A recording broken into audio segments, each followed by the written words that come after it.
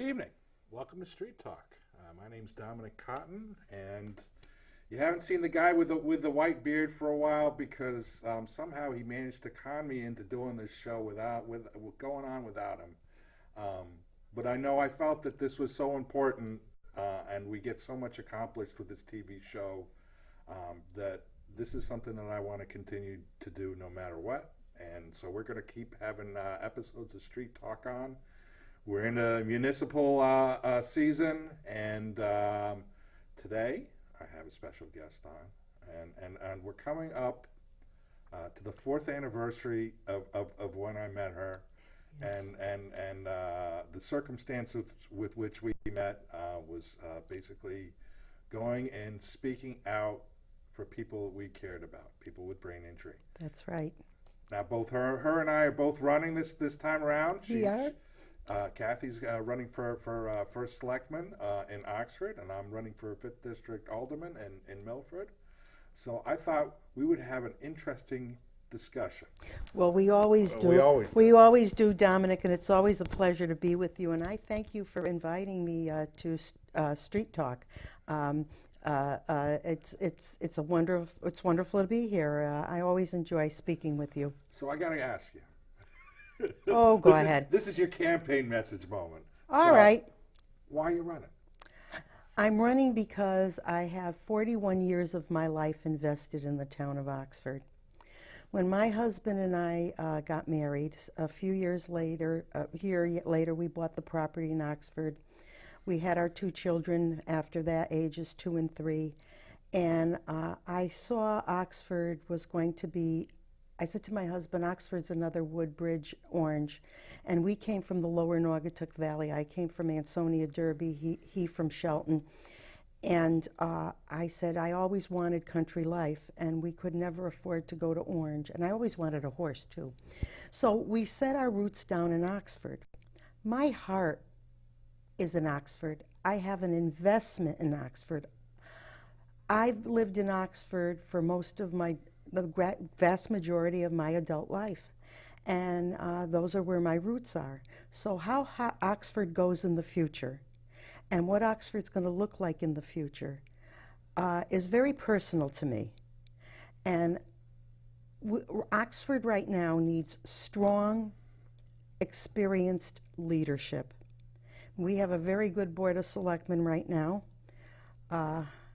and we're moving Oxford forward. We are doing great economically.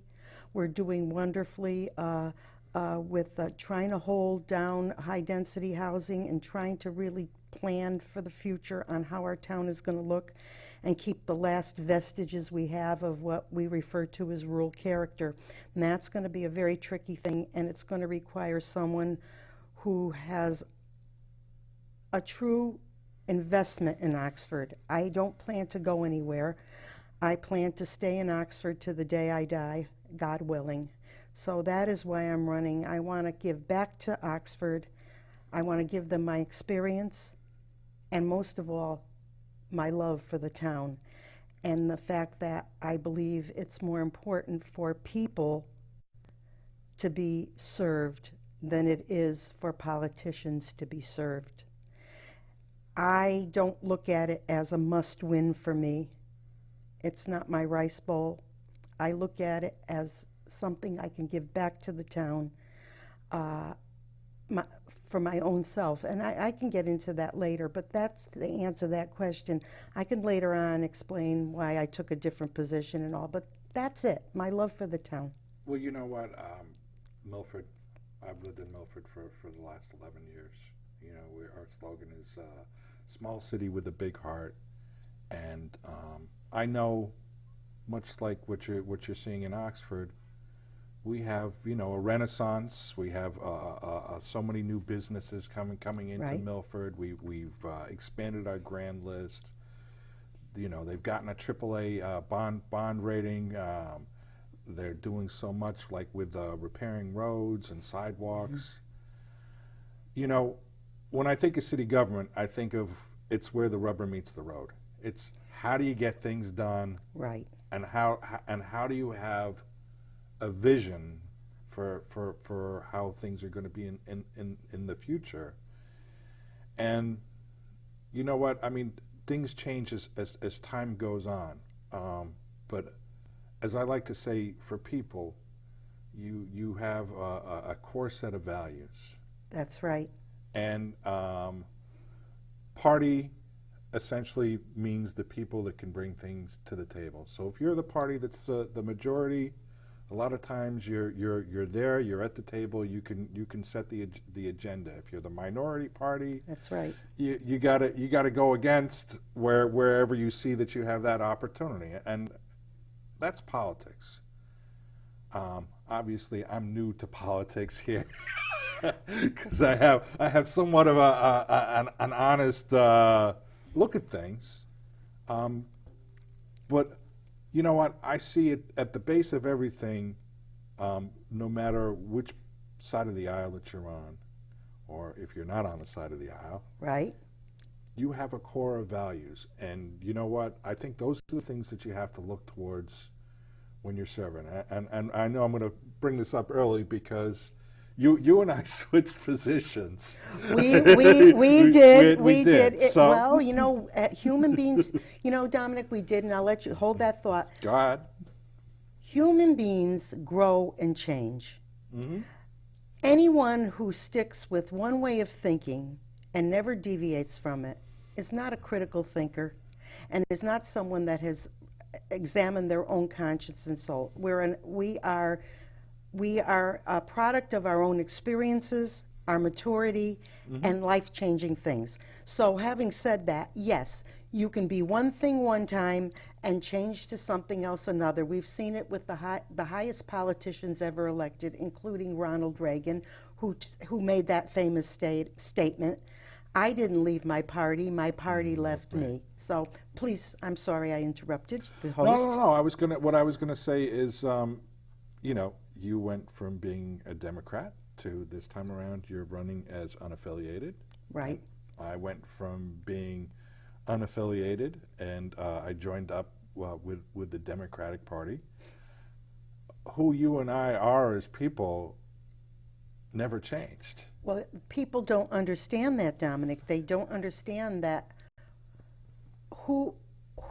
whomever or whoever you vote for as president that you see at the time, several years later you might say, that wasn't a good decision, but it was your decision. I voted for presidents when I was a Democrat on both sides of the aisle through the years. And, you know, so I see what you're saying. Well, I think it's. I mean, let's face facts. You and I met over the same issue. There were plans to change a brain injury waiver program. That's right. That serves your son. That's right. And that I'd been involved with pretty much since the beginning of when it first started. And we all got together and we went to Hartford. Yes. And we took over a room full of politicians and Department of Social Services, and of course it was famously led by Kathy Johnson. Yes, yes. You know, there's that. Listen, Dominic, and well, I'm going to say something nice about you, but you know how politicians are. I'm more of an activist than a real politician, but I'll say something. Yes.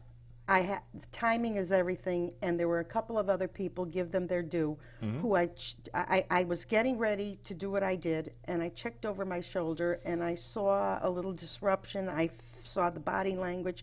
I saw one man's hand in the back trying to go up. I said, this is it. The time is right.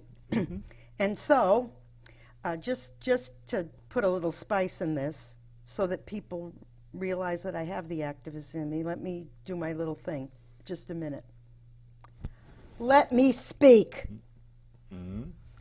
Let me speak. Ma'am, I see a couple of hands out there. No, you can't speak. We haven't pulled the lottery numbers yet. And the whole room started. Remember, Dominic? Yep. And one man got up, and he's standing next to me, and I had been out of my seat by then. I want her to speak, and then Elaine got up, and Father Russ got up. You were in the room, Yep. and we had 400 people screaming. They had to shut it down and pull the numbers. And and when they called the state police in, I said to Wayne, good, let them take I was 64 at the time, let it take a 64-year-old mother of a brain off to jail. I'll call the press, you know? But anyway, may I say something for our listening audience? Dominic, you were the brains behind the thing. You gave us, they wanted to brush our group off as just, go away, Sonny, go away, ladies and gentlemen. You're just a fly in our ointment. We had our public hearing. We checked the box off. You're losing your neurobehavioralist. Go away. We don't care. But you did your homework. And you, when we sat in front of the Commissioner Bremby that day, I thought my buttons were going to, my chest was puffed out, and I said, there, we have clout. It was, you know what, it was really a group effort, and this is how I ended up meeting Father Russ, as I talk about 4 years later. He was the one, you know, with us, with Elaine and several other Burns, people. Connecticut Brain Injury Support, yep. And we got out there, and we shut the governor's phone down right after we took over the public hearing.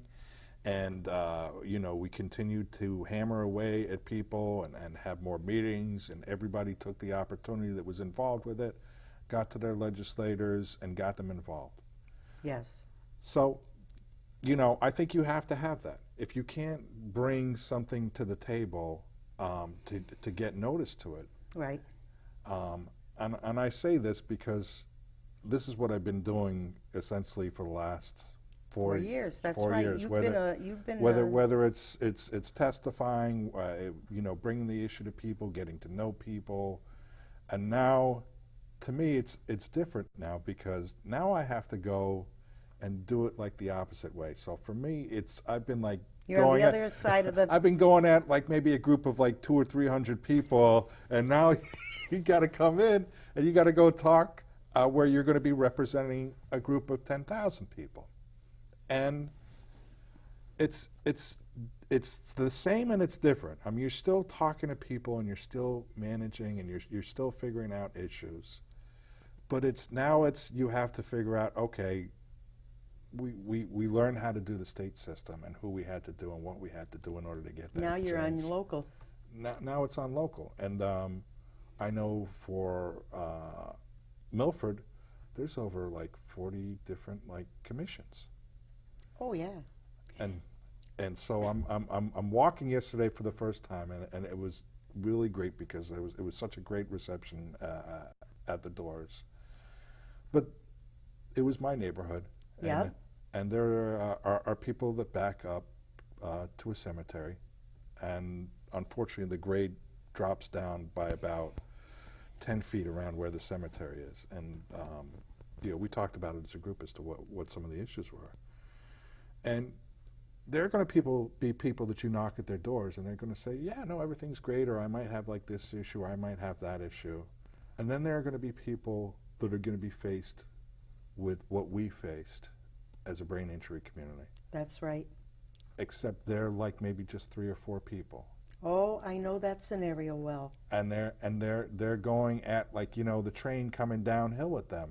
And, you know, my heart goes out to them, because those are the kind of people that I really want to see served, and I think they deserve to have their issues talked about and them not be forgotten or left pushed off to the side. And you have to understand how to work with some of these commissions, planning and zoning, and That's you have right. to be prepared when you go in there. That, you know, Dominic, I know where you're coming from. This is typical of local politics. You see, up in Washington, I've been in politics 30 years.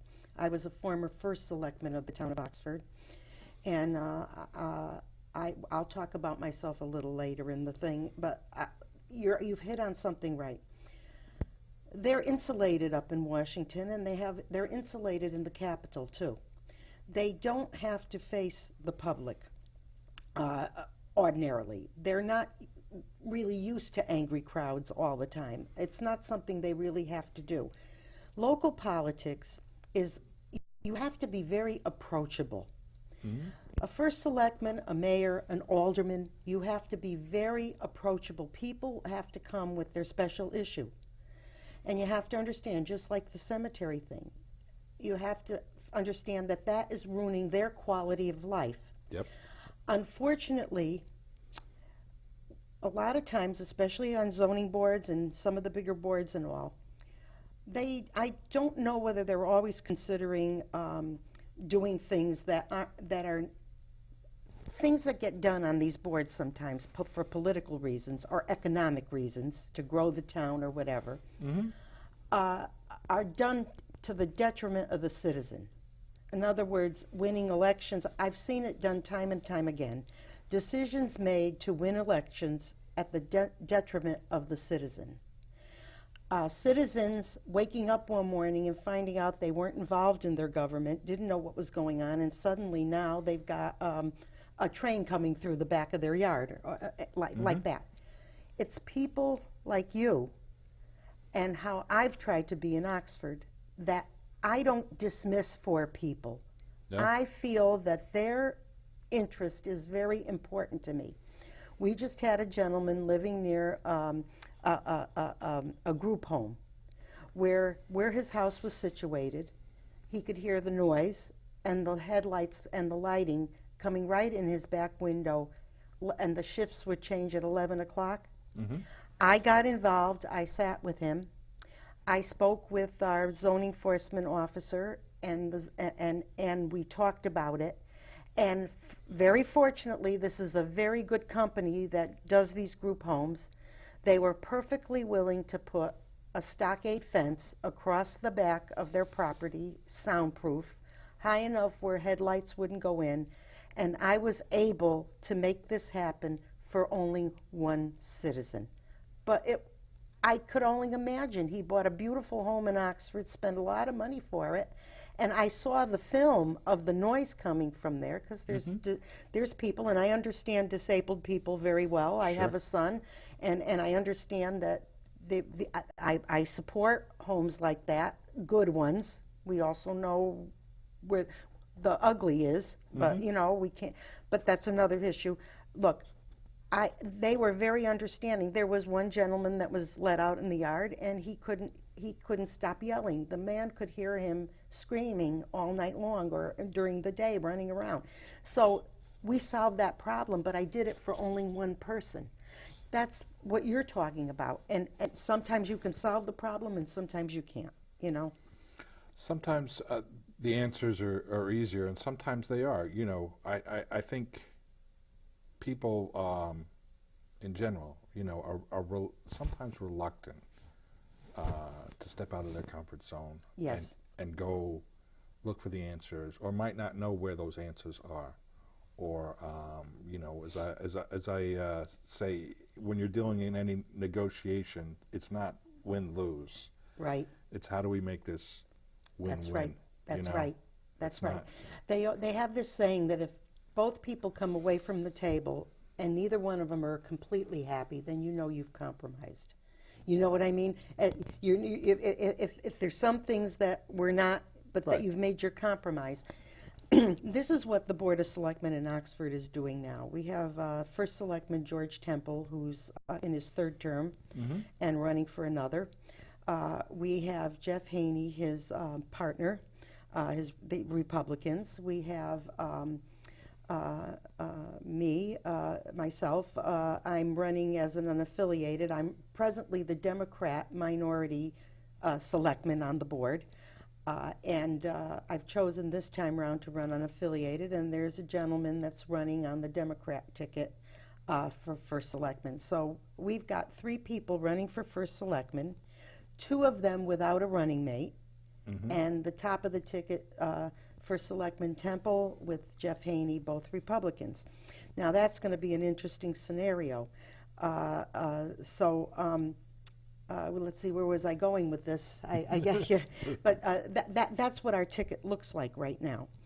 But I'm going this way to show you that I left the Democrat Party.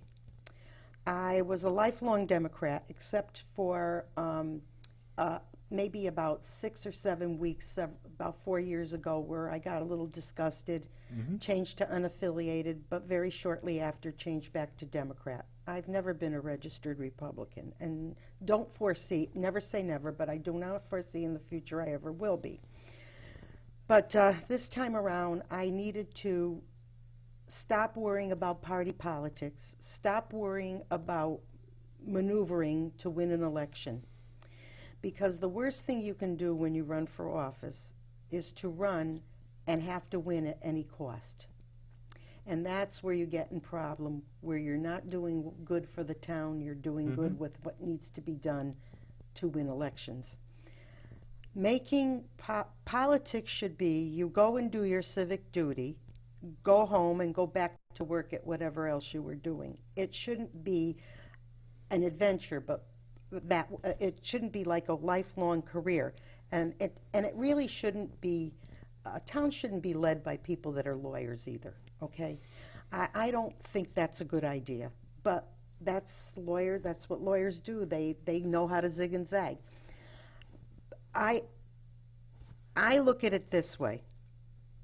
As long as I don't let power, ego, and money get in my way, and as long as I go after being first selectman, because I really think the town needs someone like me right now, and I say that modestly, but I think the town needs a strong leader, and I am a strong leader, and knows the town well. I approach it that the citizen, I don't have to win. I can be myself, I can put my message out there, and they can just decide. We want Kathy Johnson, we don't want Kathy Johnson. And I go along. When you forget about the fact that it's imperative and you've spent tons of money to win, then you have taken your eye off the real reason you ran. Because you can do good. See, I used to say this, well, I have to get elected first to get something done. I've changed. That's not true. Activists get things done. You and I both know that. The worst thing a legislator hates is a group of 1,000 people with pitchforks in their hand spouting. Now, I don't believe in tearing down houses or destroying property or hurting people physically, but that's the activist in me. If I don't get elected first selectman in Oxford, I'll be in somebody's face, especially Mr. Temple knows this. First Selectman Temple knows this. We've been getting along quite well in the last several months because the town is doing well, and I don't see anything that he's really done that's so terrible. But in the beginning of my term, people know that I am no shrinking violet, and Mr. Temple knows it because I've gone after him with a vengeance. And he was very uncomfortable over that, especially when I was against the power plant and I was putting his feet to the fire on that one. So, I go on. You take over, Mr. Host. By the way, one of the things that I'm trying very hard not to do, I want the listening public to know that I talk with my hands, yes I do, and that I actually only give speeches that are 1 and 2 minutes long. But when I'm one-on-one with somebody, I get like this. You know what? I understand, and I understand the activist piece, and I do understand. I know I had a conversation a couple of years ago with James Amon when he came up right on the TV show, and he talked about behind the caucus doors, because I was like, okay, yeah, behind the what happens when everybody goes in a caucus, the doors close? And he told me, there are times that it can be a free-for-all. Oh, yeah. But what stays behind the doors stays behind the doors. And if you want to get something accomplished, you know what? You have to be able to be well-spoken and help bring people around to your ideas, and maybe get them to understand that it's coming from a different point of view and understand everything that's going into the set of circumstances. I think there are times where you work to get things done from the inside out, but if you're not in that position, you work to get things done from the outside in. And that is Yes. exactly what's going on in Washington right now. The people that are leaving the White House that were surrounding our president are now going on the outside because there's a strategy. They're going to work from the outside in. That is nothing like people are running away. That's a strategy that's as old as God. Okay, you know, and that's right. And we've both found that you're on the activist side or you can be on the inside. There's different ways to do it. Yes. And so I mean I don't feel stuck into a position. I'm not. I want to do this. I want to do it for my community. I want to do it because I like making a difference in people's lives, and that's pretty much been me since I've been 13 years old. I've worked with people who've been disabled for the last Right. I don't know 40 or 30, That's right, 35 Dominic. years, and I put my heart into it because honestly, at the core of who I am is to be able to say that I want to help people and I want to make sure that things are done where people aren't adversely affected, like you said, helping that one person out. That's right. You know what? It is, and it's about quality of life, and it's about where you see your city and your place within your city. I know my wife got involved with and became PTA president because Right. she wanted to make sure that our son was taken care of, but also she wanted to be able to give back and be involved in the community. And I think everybody has to find their comfort level within that. And I know my comfort level has certainly changed over the last years because I've had to. That's right.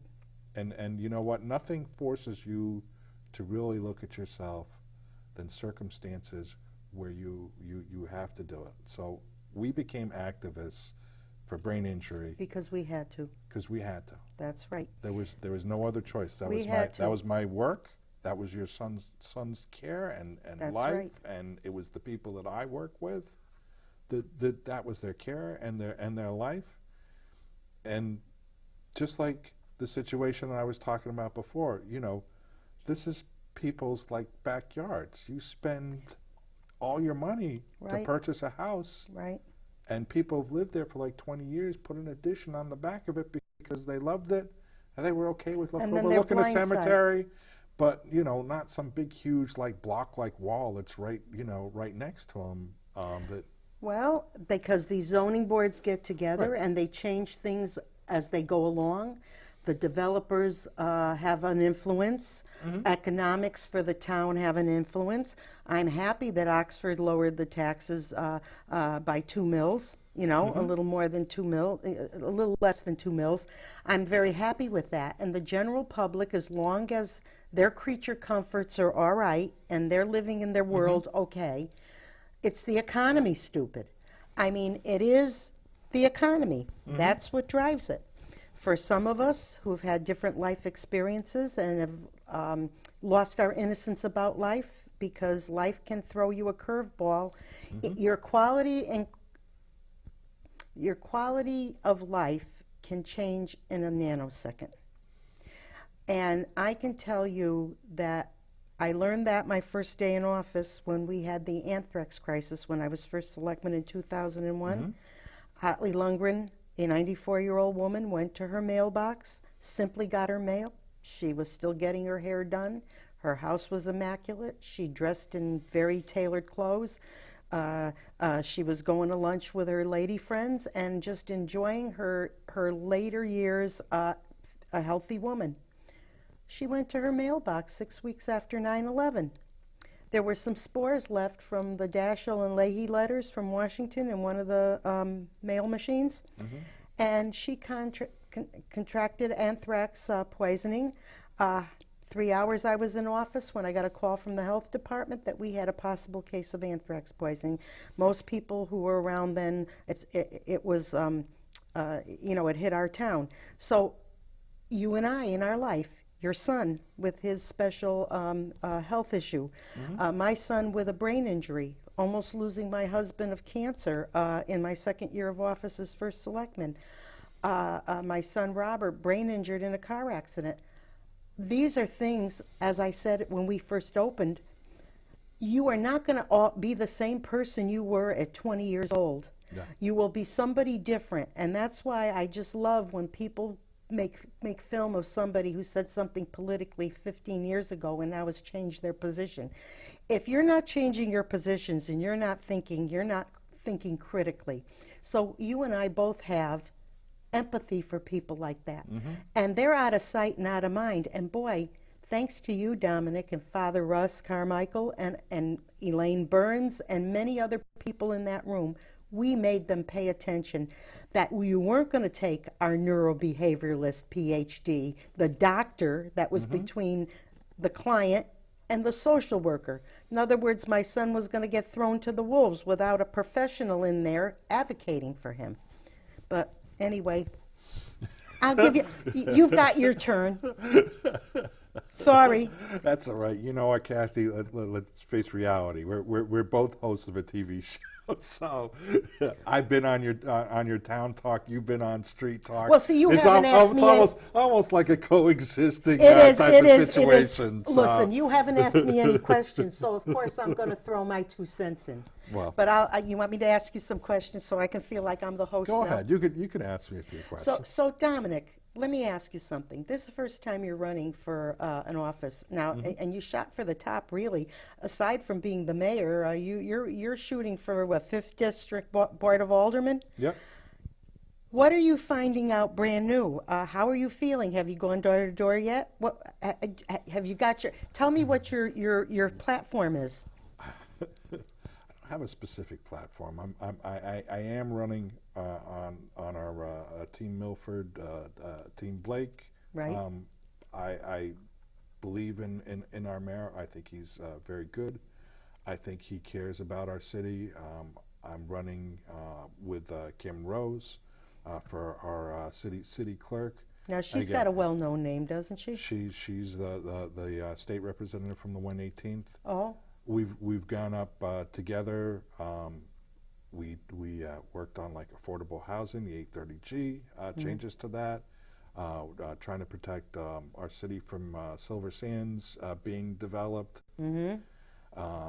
So I really looked at this, and I know this is going to sound strange.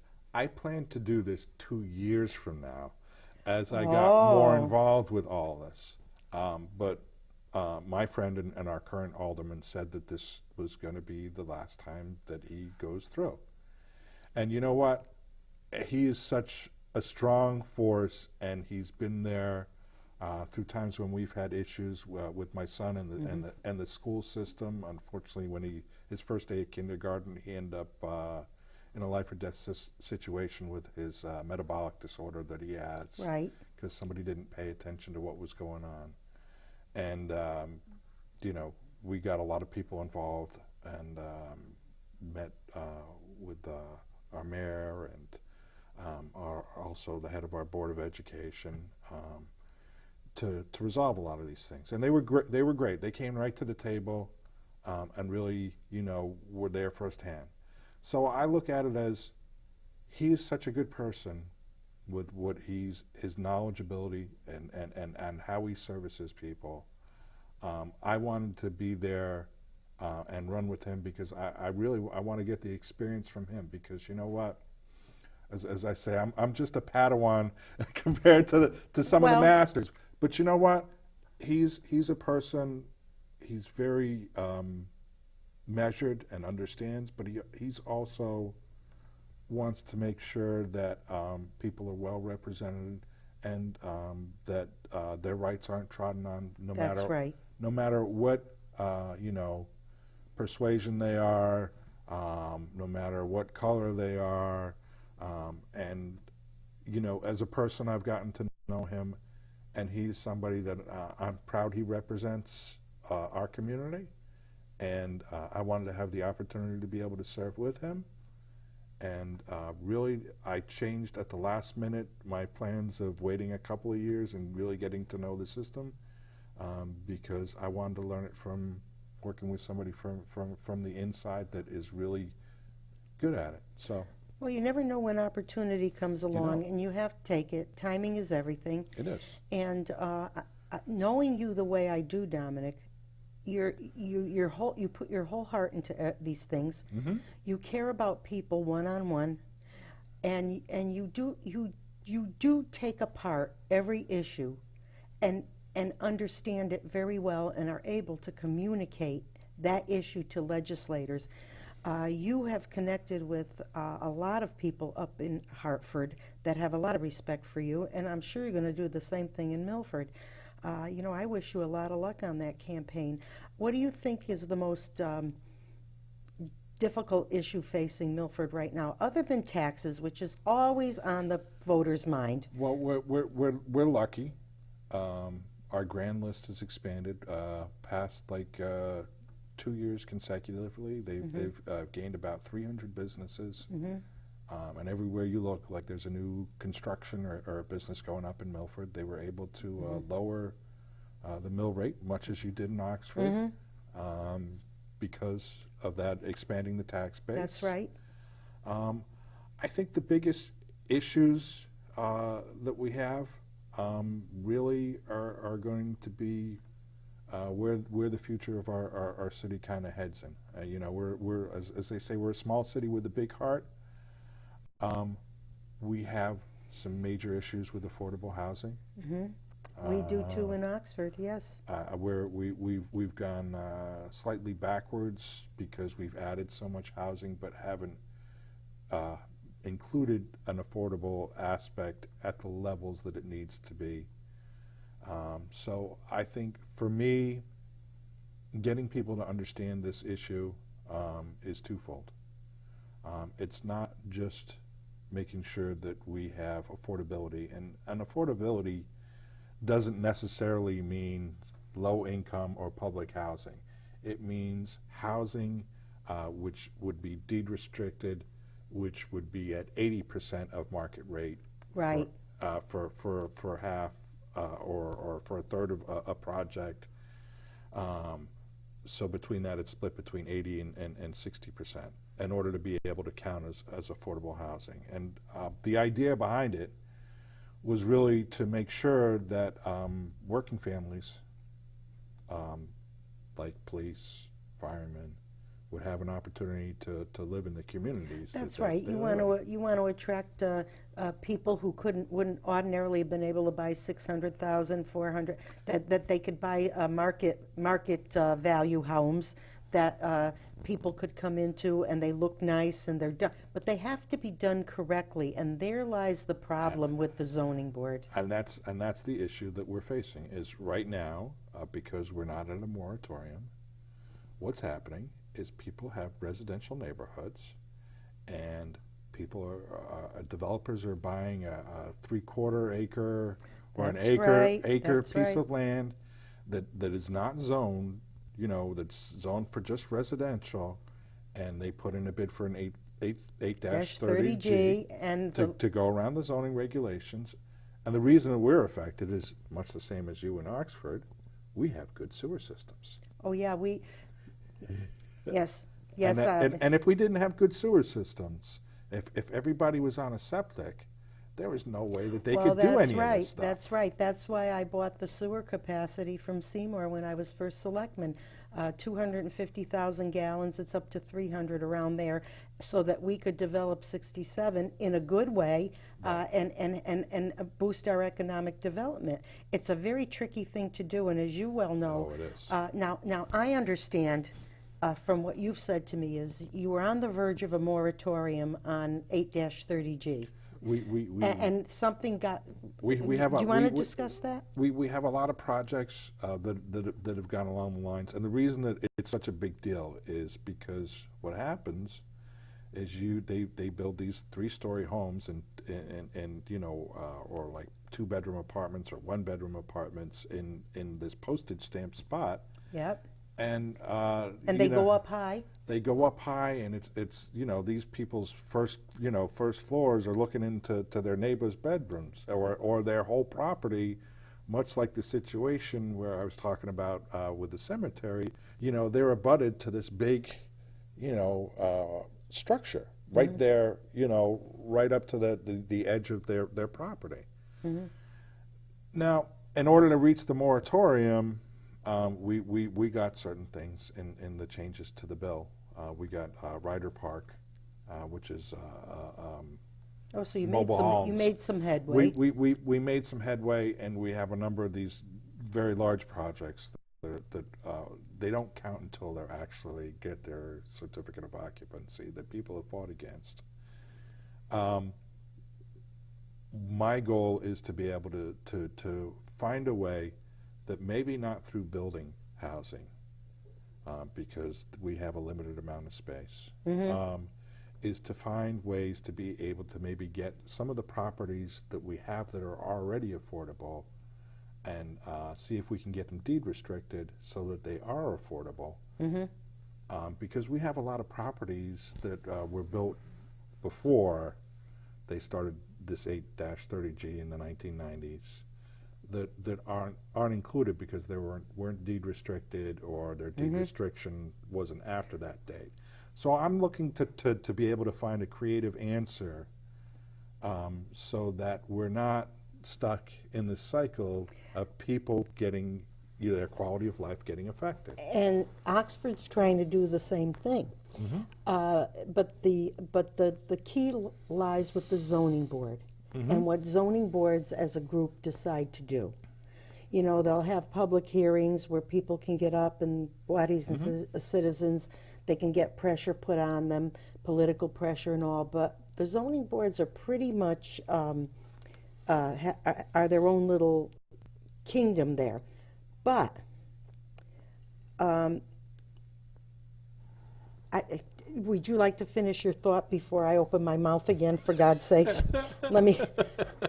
No, please. What can you do at this point? You're vulnerable. Milford's vulnerable. Yeah, my point is, there are some things that we can figure out ways to do, and I think it doesn't necessarily have to be about building more. It has to be about what kind of incentives might we be able to utilize in order to be able to get somebody to deed restrict. And you know what? It takes money. Yes, and it all depends on how much money the builder can make or the builder will lose. Right. You have to think of some very inventive ways to encourage a developer, because after all, they own their land. After all, they're in business to make money. They've invested a lot in what they want to do, and that's what they do. What can the town offer them that is good for the town and good for them at the same time? There could be a compromise in there. Usually it ends up in a great big fight, which we're on the cusp of that in Oxford anyway. But but this is typical. That 8-30G is a problem for a lot of towns. But so now, where do you think the zoning board is with this in Milford? Well, you know what, I'm not sure what's going to happen. We had a big to-do, and it was after the veto. It was before the veto override. There was a vote on one gentleman's developers who planned to was asking for a zone change, where the only thing that was available was he would have to do an 8-30G project, which would be affordable housing. Right. Because there's 4 zones that they did back in 2004 to try to push people that we were saying that this is where we want this dense housing is, it's on Route 1, it's accessible to a highway, it's where they deemed it appropriate. And so I spoke out along with Kim about them wanting to change this zone. We both said for the similar reasons that this is going to look horrible going up when Milford saying, okay, we need to have some relief from this, to be able to go and change it on the heels of it. There was a vote to dismiss it. Okay. And somebody felt that vote wasn't legal because I guess they were saying anything to change a zone has to have like a majority of 6 people, and it went 5-4.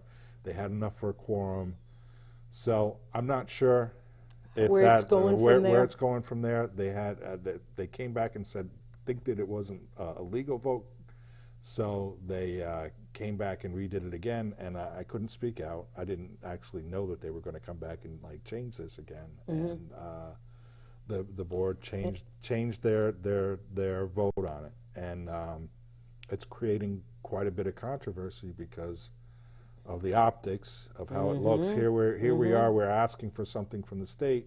People went out on the line on a limb. Yeah, they were for our city. Yeah, you had some good legislators that were helping you with that too. We had a lot of. Yes. I mean, you overrode a veto, which not for nothing. They're all three bodies of government in the state are technically democratic. So to have legislation override a sitting governor that's of your same party does not happen. Right. It's if it was a different party, then yeah, it would. But to have it override is and of course what you know from being up in Hartford and what you know now locally is those things have already happened before you even get in the room. Yeah, behind the scenes. Oh yeah, it's already happened. They count their votes. Sure, and it's what happens. And there's been phone calls, and there's been discussion, and there's been politics played out and kicked around, and everything else. And I would say 8 times out of 10, it turns out to the detriment of a lot of people, and not really for the better of the town as a whole. But that's how it goes for us, isn't it? I mean. Well, you know what? Like you said, they have what they call whips. Those are the guys that go around and they count the votes. And if they don't have enough people, or if it's in a tight situation. Well, we saw that when we twist. They say, okay, well, what can we give you? And like I said, I spoke to Jim. Amon, was the Speaker of the House, and he had a big enough caucus that he could say to people, you know what, why don't you take a walk that day? Why don't you not show up for this vote? And because he knew how many votes he had to be able to work with. Well, and that's how legislation gets Well, that's the good out. And the bad of it. It can go either way.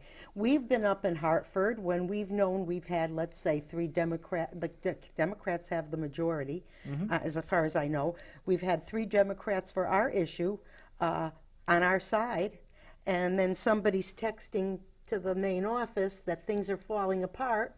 They go into caucus. The governor sends down his I'm going to say it. There, I said it. His henchmen.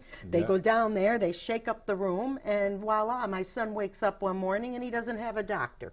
Okay, this is how, because there's something that everybody wants, and this is what's happening. People are getting more and more attuned to that kind of thing.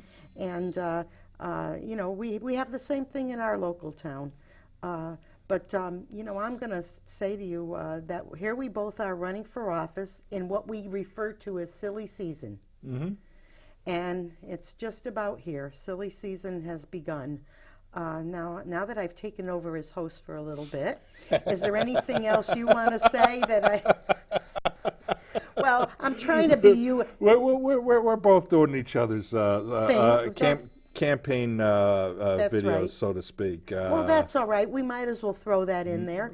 I have to complain that Governor Malloy took the most state money away from the town of Oxford. We're getting really punished for being so prosperous. I mean, we've been waiting for years for economic development and for the developers to be ready to come out of the Route 8 corridor and Shelton area and start looking at Oxford and wanting to spend their money in Oxford.